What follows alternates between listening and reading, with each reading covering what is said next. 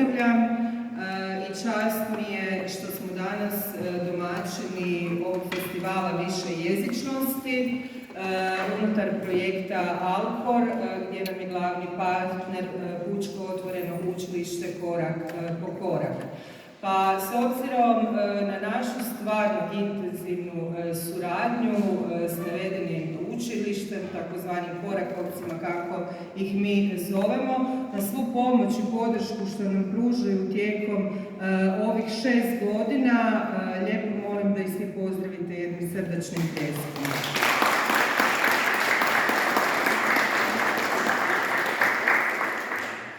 Ja bih također danas pozdravila i naše domaćine iz Koraka, a jednako tako i naše goste, a to su redom gospođa Bojana Gotlin, ravnateljica Pučkog otvorenog učilišta Korak po korak.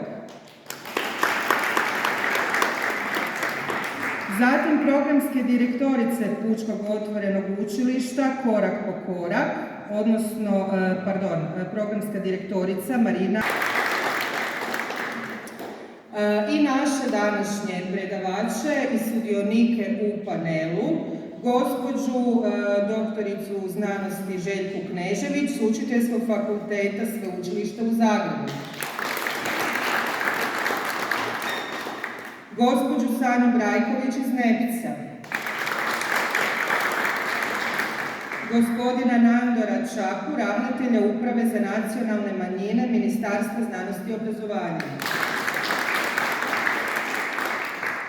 gospođu Andreju Silić, višu savjetnicu Agencije za odgoj i obrazovanje, gospođu Janju Kolak, učiteljicu Osnovne škole Tituš Brezovački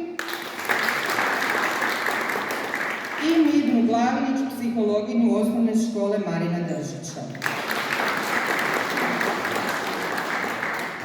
koja će vam predstaviti ovaj današnji projekt ukratko, a nadalje ćete čuti i od ostalih sudionika. Hvala lijepa i nadam se da ćemo svi uživati u današnjem danu.